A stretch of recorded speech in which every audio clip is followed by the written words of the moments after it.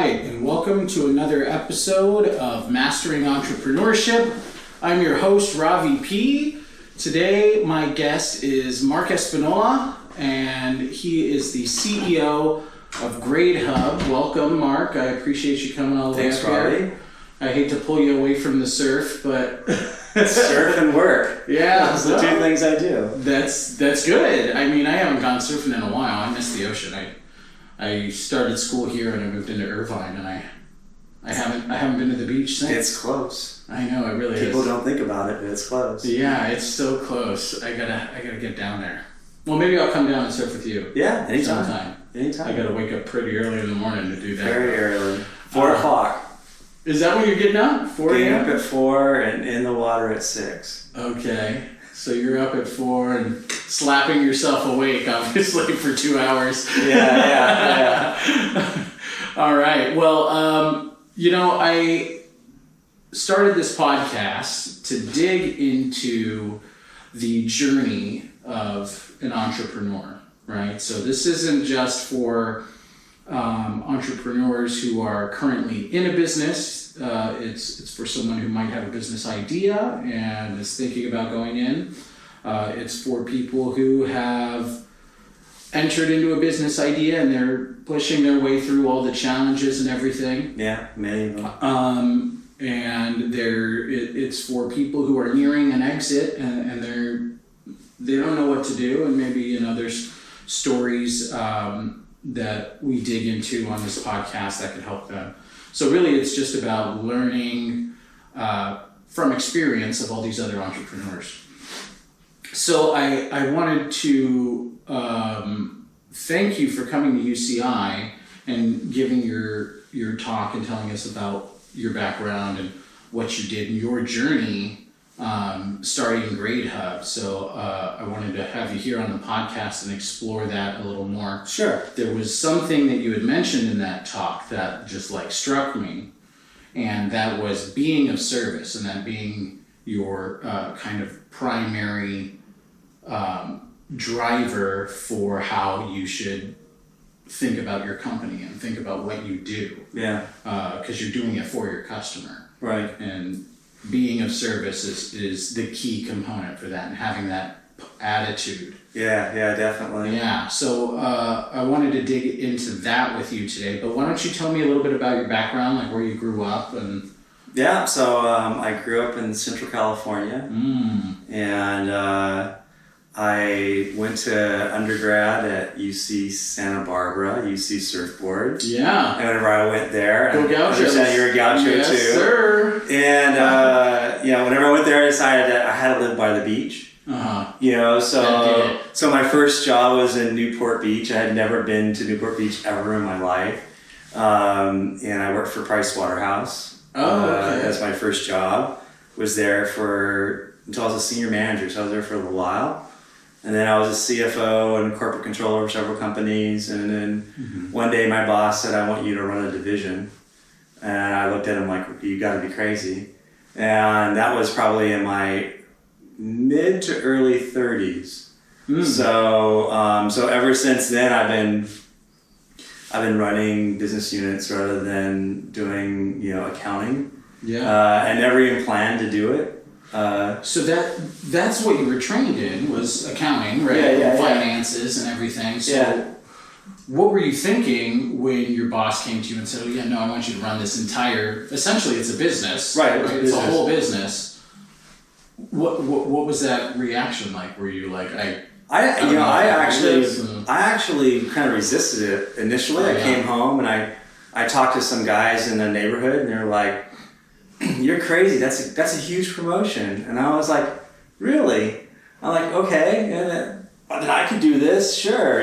So I went into it that way initially, and then I went on a program with our company, the parent company. They had people that are trying to groom for the upper management of the parent company. Yeah. And so I went back to Wharton to get back to finishing school, and I really worked on my weaknesses. So being in financial accounting, I really poured myself into mostly sales and marketing, and strategy.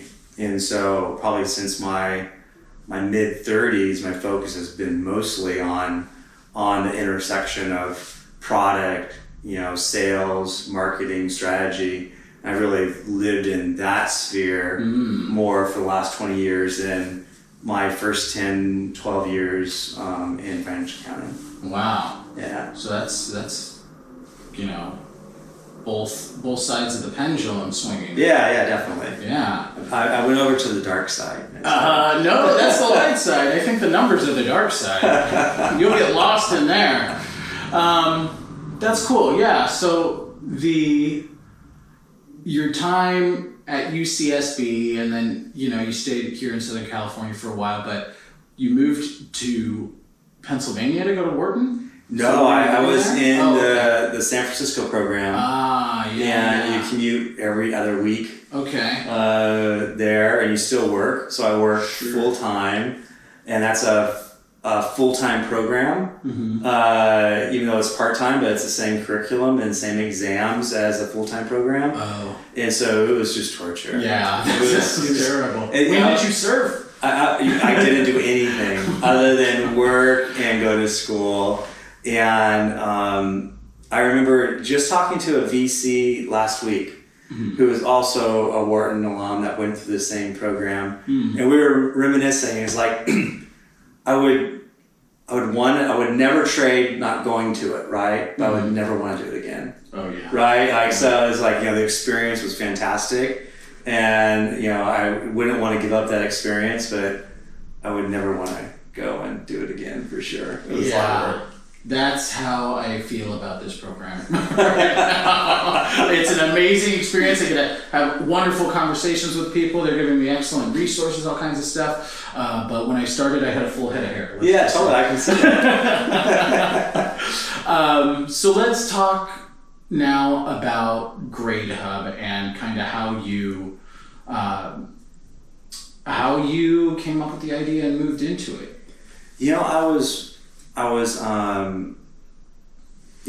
I ran Scantron for a little while in the business that we're going after, and then I went and ran another testing company that focused on the ESL, English Language Learner market. Mm-hmm. And then after that, I was just kind of sitting back and kind of, what do I do with my life? And I had a couple of really interesting ideas about things to do from an entrepreneurship standpoint and starting a business. But this is the one that I knew the most. And so I decided to attack this Scantron business because it's been around relatively unchanged since the 70s. Yeah. And just what I knew from a technology perspective and the resources I could bring and just understanding the sales channel also, I felt like that lowered my risk in going after a business, even though that there's other businesses that might have like a greater, total addressable market, to use kind of VC talk. Yeah. But, the beta or the risk factor for me was much lower because I was going into something that I knew. Yeah. Yeah. So it was like you already had, how long were you at Scantron? How many years? 10 years. 10 years. So you already had a decade of experience running this type of business. And even more important, I had close relationships with people who had been there for decades. Yeah. So whenever I leveraged out in my network and asked questions, I was getting the knowledge of hundreds of years of people. So there was one person who used to be one of the first sales VPs at Scantron. She was a sales VP for like 20 years. Then she went and ran our customer service. I tapped into her. She had 30 years of institutional knowledge. A couple of my sales VPs that I worked with for years, both had been there for 20 years, right? And so, now I'm up to, 70 years of knowledge, plus my 10, I'm at 80. So, I really tapped in and asked a lot of questions before moving forward, particularly on how Scantron grew, because whenever I came in, there was a mature business, and so it was, it wasn't babysitting, but it was much more order taking than understanding how it took off and how it grew. So I did a lot of that. Yeah. Really quick for our listeners, do you want to give like an explanation of what GradeHub provides to universities and colleges out here? Yeah, so if you've ever taken a test that's a multiple choice test with bubbling the answer, those are called scantrons. Yeah. And what our focus has been is to reduce the friction for faculties to switch. So we're trying to keep everything as much unchanged for them as possible while radically updating all the technology so that the experience is quicker, easier, they get better data, and we provide faster feedback to students. Mm-hmm. So ultimately we can inform instruction in the classroom, we can help teachers write better exams, and overall affect the education process with a change that from a faculty perspective ends up being welcomed because it's just so much easier than what they're doing today. Yeah, and it allows them to focus more on being the teacher. Exactly. Instead of like, oh, I gotta go and run all these scantrons through some machine. Exactly. Like the TAs here, they go off to a small room. Right. And, for a really large class section, it could take them literally 3 to 4 hours. Mm-hmm. And with our platform, it could take them 15 minutes to scan it. They would upload it back into Canvas here, mm-hmm. and then they could get some coffee and come back in 15, 20 minutes and everything's ready. Yeah. So 15 minutes versus 4 hours. Right. The TA could do a lot of other things than sitting in front of a Scantron machine. Yeah, and all these TAs are like, oh, sorry, I'm trying to conduct my research for my PhD or whatever. Exactly. It is. A million things they'd rather be doing. Exactly. So UCI is one of your pilot. It was a pilot. It was a pilot. We loved working with them, and they gave us a tremendous amount of feedback. I mean, our product, the way it is today, mm-hmm. was really shaped from feedback from both UCI and UC Riverside. Wow. Yeah. That's amazing. How many schools do you have on board right now? We're about 20 universities right now. 20 universities. Yeah. Okay. And some really big ones too. So we're really starting to crack, we just signed University of Colorado, Auburn, Syracuse, and University of North Texas just this month. Wow. Yeah, January we brought them on. Well, so we're starting to really move. You're having a busy first quarter. It's been busy. That's good. That's good. So with that type of growth, I mean, so since the start of the year, it's now the middle of February. You onboard, I don't even know how many tens of thousands of students are involved in each of those universities, right. But collectively onboarding all of this stuff, you must face a lot of challenges when midterms come, sure. or finals come, and you're flooded. All your servers and all your data is just being rained down on you like hellfire. Yeah. What do you do to cope with those things? What systems do you have in place, or how are you refining those systems to deal with that? So there's 2 challenges. One is a technology challenge, mm-hmm. and hopefully our QA and our platform is set such that it just handles it, right? So that's probably our core intellectual property is how we scale. The quantitative analysis is QA, right? So just the quality assurance. So quality assurance. Going through and making sure we go through rigorous testing before we deploy from test to production and to live so that people are using it. Yeah. Typically things will go from, the engineers, product development teams, laptops to testing environment to a staging environment before it gets deployed in production. Mm-hmm. And so, the goal is to always have the platform in a ready state. that is prepared for all that volume, you know. And then the other challenge really is the service challenge, because you know everything doesn't go completely, you know, perfect every single time. And there's questions. I mean, like last night I got a chat at, I don't know, probably 9 or 10 o'clock at night from an Auburn student that couldn't print out her answer sheet. You know, and it was there, when we have like a little information text saying, you know, click on the PDF icon to print out your answer sheet. She was clicking something else. Oh. You know, it was really simple, you know, but we still help them. Yeah, of course. That's all providing excellent service. Yeah, definitely. Right? That driving factor. I mean, I can't tell you how many times, you know, after finals week or whatever, my brain is just completely fried. Like just the other day, actually, we had midterms, and Jean Odom Brown, he's the director here at the Entrepreneur Center. He holds out this QR code and he's like, "Hey, go to this site." And I'm looking at it and I'm like, "I don't go to what site?" And I'm looking at this QR code. Yeah. He's like, "Just follow the QR code." And I'm like, I don't know what that, I don't know. He's like, "Pull out your phone, open the camera app." And I'm like, oh, yeah. Totally. I know what a QR code is. Yeah. So it was just, I couldn't register it. Yeah. Right. So sometimes, it takes some hand holding to get them through a process. Yeah. And you need to have that patience. You need to have those systems in order.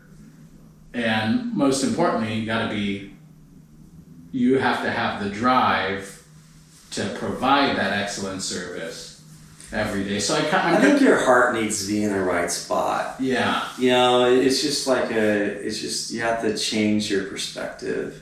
You know, because I think we're naturally selfish people. You know, everyone has wants to do things that benefit themselves. Right. And it's just against human nature to do things that are just going to benefit someone else only. Yeah. Right? You know, and so I think your heart needs to be in a position where you're wanting to help that person genuinely. And whenever they see that, it just benefits you from a small business perspective, you know, a tech startup. I mean, that the biggest thing about our word of mouth, I mean, I think a lot of it is how easy our system is, but more than anything else, I think it's because that we're so good at service. You know, and I think it's just a great way to differentiate yourself whenever you're a scrappy startup versus, what I perceive might be like the service that our customers are getting from, Scantron, for example. Right. And we hear that all the time. Yeah. I mean, and that type of thing, which might not be like what your business is. So I was speaking with someone fairly recently. I don't remember who it was, but the conversation was about Otis elevators. And they have, elevators all over the place. And it's not because they have some amazing elevator. They don't make, it's magic and it uses magnets. No one knows how to work. That's not it at all. It's any time. So what they did to set up their systems was they incorporated special sensors that will go back to them. Yeah. Anytime there's a fault on these sensors or a problem in an elevator, they're the first to know about it. Yeah. And when by the time the customer calls them, they're already on it. They're like, oh, someone's on their way over there. They already bring in the replacement part and all of that stuff. And it's that's made them successful. And that's probably a huge advantage that we have, like, over our competitor. Yeah. Is that, they have everything done on standalone servers, right? So they can't get any feedback. We contact faculty before they know there's a problem. So we do the same thing. We view our pipelines on big screens and we proactively reach out and help people. Because we want everything to go perfectly every time. And I think that's what differentiates everybody. You know, when we think of, Jeff Bezos always comes to mind when I'm thinking of a customer-centric experience, right? And providing that excellent level of service. When someone shops on Amazon, they want to get their package that next day, or they want to make returns very, very simple and easy, or whatever it is. Having that is what we're seeing to be successful, and making sure our hearts are in the right place is key for all of us to have success. Yeah, I mean, whenever I decided I was going to do this GradeHub, I called up one of my really good friends to go out to lunch, because I had moved into the area. Our offices are very close, and his offices are here. I said, hey, you know, Jim, why don't we go out to lunch? He's like, great. You know, so I sat down with lunch with him, and he's like, what are you doing, Mark? Because he didn't know what I was doing. Yeah. And I told him what we're doing here at GradeHub, and then I'm like, how's your business going? He's like, well, I sold my business. He had a SaaS software company, and I was like, really? Well, tell me about that. So we talked about that, and then the lunch turned in, well, I want to invest in your company. Wow. Right? You know, and which was crazy. I wasn't even looking for investment at that time. You know, when you think about that, you know, I don't know about getting outside investors at this point, but, you know, thank you. I'm honored. And during that lunch, he actually said, you know, and it was actually the theme, one of the themes of my presentation at your class was, you know, I wanted to take what I got from Jim at that one little conversation with him, and he started giving me his advice, you know, and it's like the biggest piece of advice I can give you is, you know, serve the heck out of your customers, you know, because he was in a SaaS business also. He goes, you know, things aren't going to go perfectly all the time, and they don't. You know, every day in a startup, there's 2 ups and 2 downs. You know, it's not like, you know, it's just crazy. And so anyway, you know, he's like, you're going to need it, because at times you're going to need some grace, because you're going to stumble, and if you provide an excellent service, they won't care, or they won't hold it against you probably. And it's so true, you know. So that's something I would recommend, you know, anyone who's starting a business, particularly if it's a SaaS business, that's critical and people need whatever you're doing, you know, at that moment, make sure you're hypersensitive to service. You know, that Jim is a wise man. No, for sure. He is a wise man, because I think that's true for any business. Anyone who makes a mistake, which you're bound to do because we're all human, right? And technology, for some reason, doesn't work the way we want it to every single time. Right. It's going to happen, but how we react to it and how we deal with our customer is what's going to affect that relationship. Yeah. And I'm a real big believer of integrating. So not just integrating like what you do at work, but what you believe, you know, in your personal life, your family life, you know. If it's a spiritual life, you know, everything should be integrated and moving in the same direction, and, you know, and which, you know, people will call integrity, you know, living with integrity. And I think just, you know, having service and humility and gratitude be kind of like the center of all that is a really great way to get alignment. And so, you know, if I'm serving in a work capacity, it brings me, you know, and service can go and help my family members, my friends, you know, and I just think it's just a really nice thread to live a life in alignment for your beliefs. Yeah, absolutely. I mean, we kind of took a philosophical turn there, but I totally agree. And, you know, sometimes I think this type of philosophical thinking needs to be done more in the business world. We get so wrapped up in the financial statements and, our projections and what's our IRR and, everything.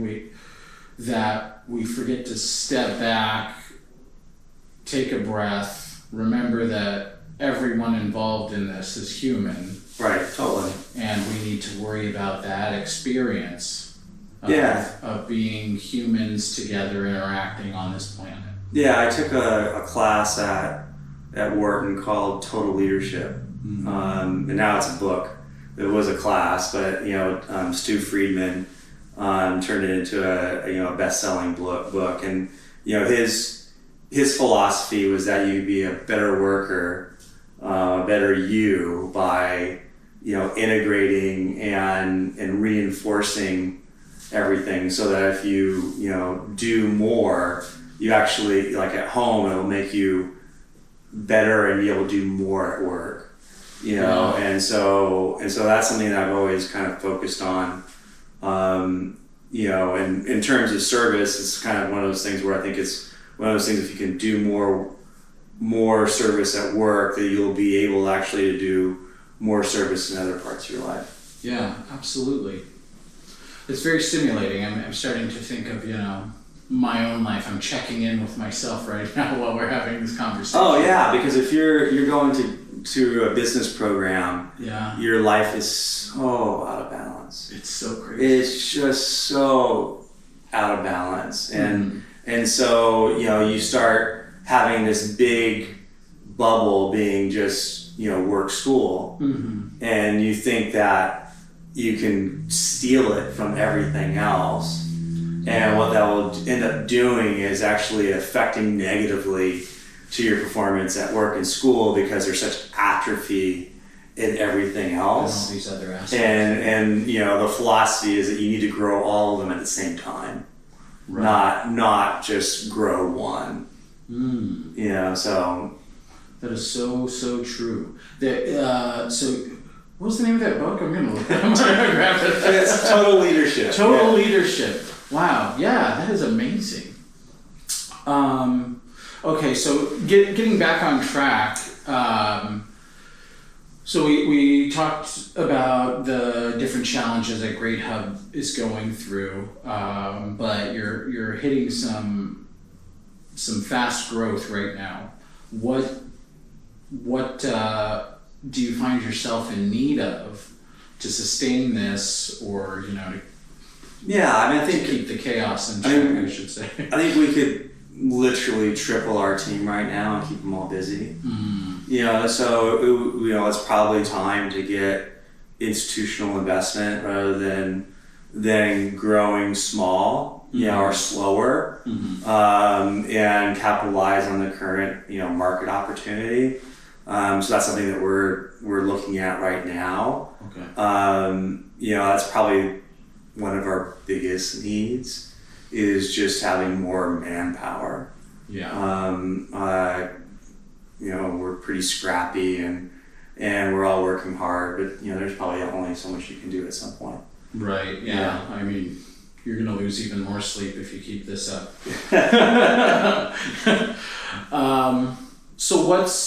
So I guess that's probably the short-term goals now, is you'll be putting together some kind of data to present to some venture capital, or so we're in that process right now. So we have a verbal commit from a big VC firm right now, and we're reaching out to 3 other ones that are looking right now, so we'll see what happens from there. So what round of fundraising is this for you? Is this your early seed? Oh, this is your first fundraising. This is early seed, which is bootstrapping it, which is a huge problem and misconception in starting businesses. I think I had a misconception that seed came, like, if you had a great idea, someone's going to be funding you.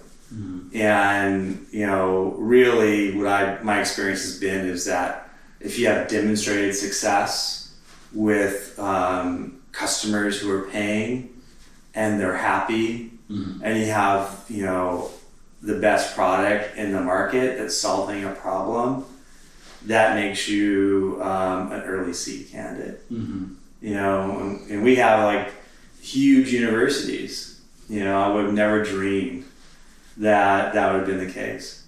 Yeah. Wow. So first round, how do you mind sharing how much you're trying to raise, or what's your? Yeah, we're raising more than I thought. Oh, Because that's what the VCs want. VCs want more than I would have wanted. Sure. You know, I've actually heard that a lot. You know, being in business school and we're all entrepreneurs, in my program at least, everyone is asking for, you know, just enough to make it happen. They're like, no, I could do it, because we're all scrappy, you know, just like a small startup like you guys. Yeah. And we're like, okay, we're gonna stretch these dollars and really make it work so we can just get this going. But every pitch that I hear, and they're like, no way, you're asking for $25,000? What are you? Yeah, That's not I think what venture capitalists I think do. these days most VCs are more comfortable writing like $2 million checks, not $20,000 or $30,000 checks. Right. And so you need to be, you know, either in just a huge total addressable market where you're starting to really hit your stride, or you need to be, like in our case, be in a position where you're in a leadership position in your market. Yeah. You know, so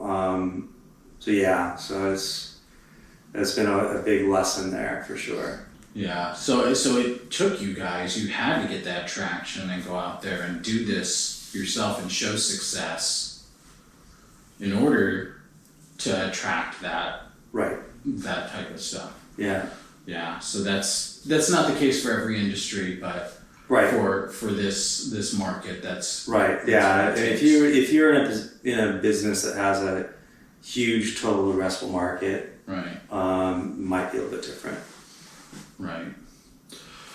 Okay. Let's see. The last couple of things I want to go through are your company vision for the future. So I know you're fundraising, but what does the company look like to you, 5 years out, let's say? Are you continuing to roll this out, or are you just kind of taking your slice of the market and trying to own and provide excellent service in that one sector? Or in our current product, we want to dominate the market by 5 years. So we want to be, the Kleenex name of that market, and replace, and have no one on campus know what a Scantron is. Yeah. Oh, yeah. Wow.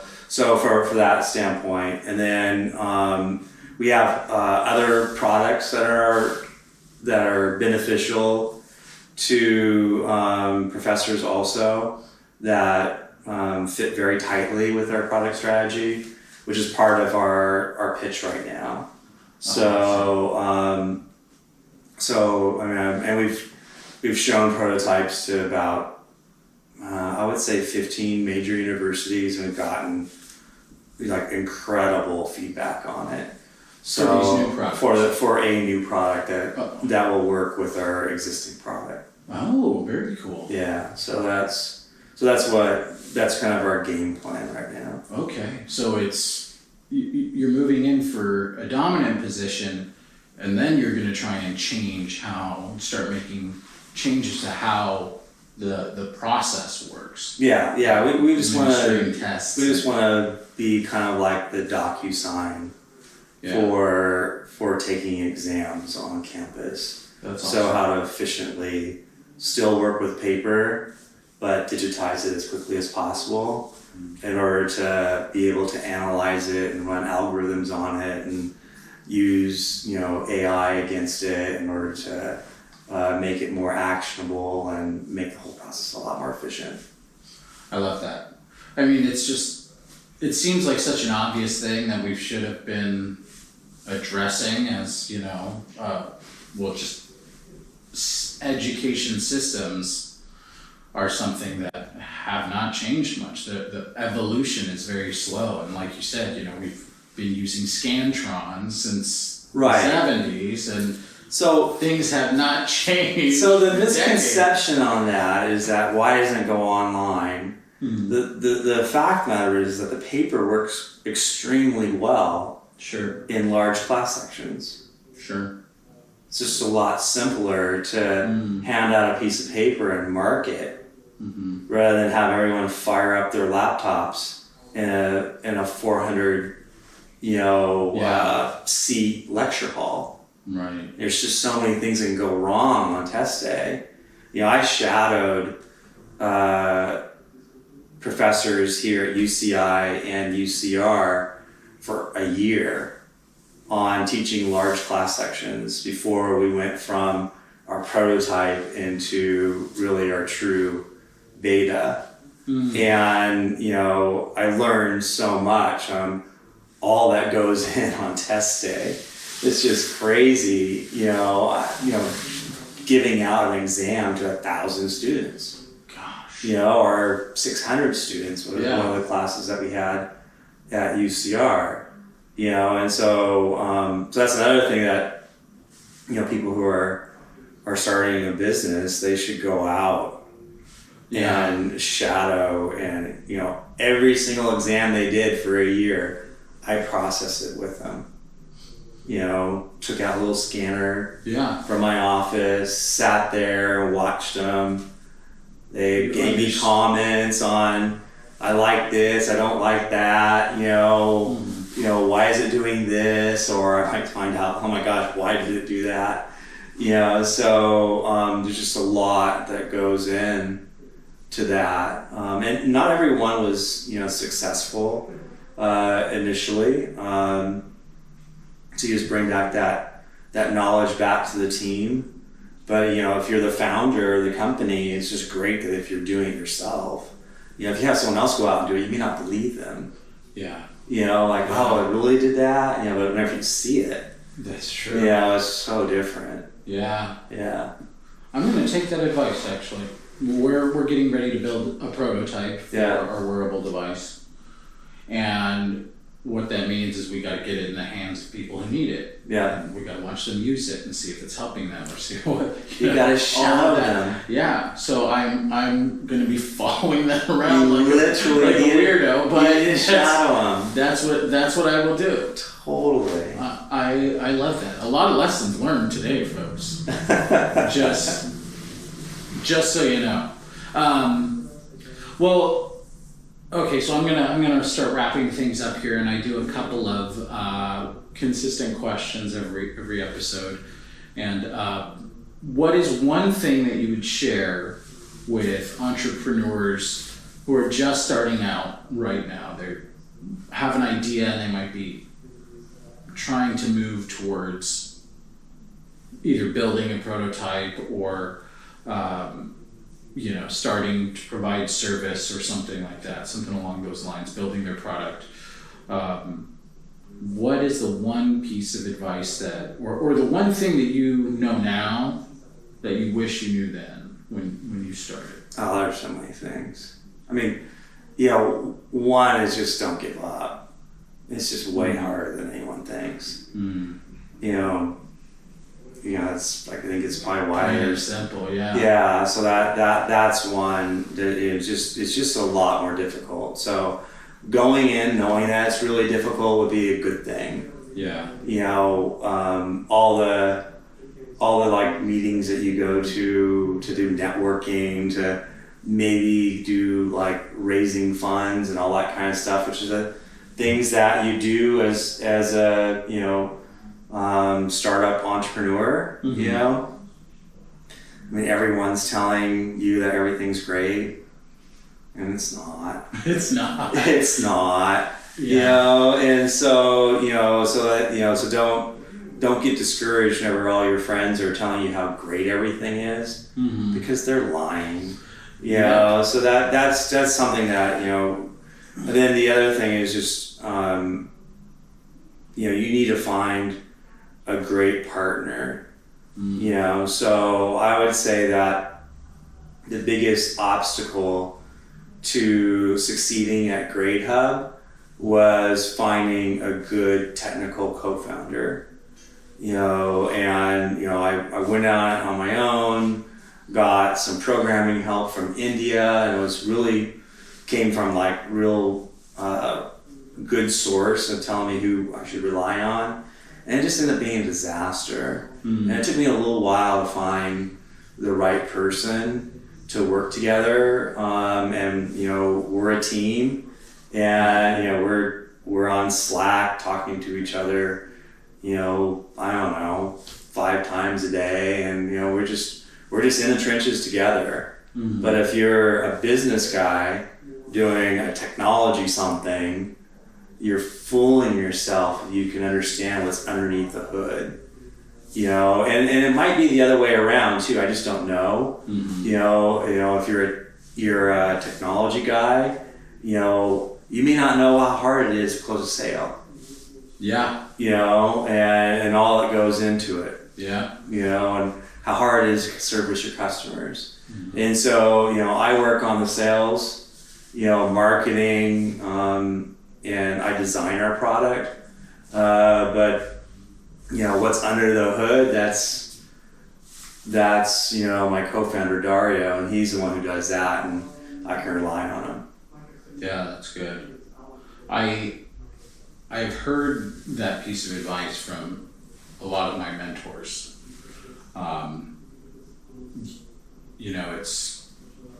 It's tough. I mean, it's easy to say, okay, I can source that. I'll source that, and I can source everything. And there's sure that there might be businesses out there that can do that successfully, but that's like a 1 in a million shot. Yeah, I mean, it cost me a year, and that's a time you can't recover, and $200,000 in thrown away code. So yeah, I just wouldn't do it. Yeah, that's sound advice. So everybody listening out there, pick your partners wisely. In marriage and in business. Yeah, that's right. Oh gosh, I have really great partners that I'm working with here in school. None of us have technical backgrounds, but we all know that we're searching for that person also. You gotta get them. Yeah, we're searching for them as well, but you can get conned. I mean, there's no other way to put it. Sure. You have no idea what's underneath, if you're doing a wearable or you're doing an app, is it going to be scalable? Is it going to be reliable? Is it secure? There's a lot of things. Right. Yeah. I mean, I can say I want all those things, but how do I know that that's what I'm getting? You have no idea. Right? Yeah, exactly. So you either have to know how to speak that language, or even if you can speak the language. I speak the language. I've been doing cloud computing since the 2000s. Right? So I've been doing this for 20 years. I'm like a grandfather in this stuff. And I still have no idea how to understand at a code level how the platform is working. I understand the way it's working in terms of the architect level. Yeah. And how this talks to that and all that other stuff, no problem. But is it really quality code? Is it going to scale? You open is it secure? You're not going to know. You're not going to know. Right. Yeah. Right. That's very true. Okay, thank you. Well, my other anchor question. Yes. And this one everyone laughs at. Yes. You prepared me. I prepared you for it. Yeah. Everybody laughs at it. But I think that it says a lot about someone, and even their reaction if they go like, I'm not even playing your game. Yeah. No emojis. Shut up. That says something. You know. Right. Okay, maybe it's not for you. So what is your favorite emoji, Mark? Yeah. Yes. Yes. The face palm. That should be like. I mean, I'm sure that's in my recent emojis because I, just every day somebody says something to me and I'm like, oh. Yeah. Just this morning, Born was. I don't have an SD card for the camera today. Exactly. Boom.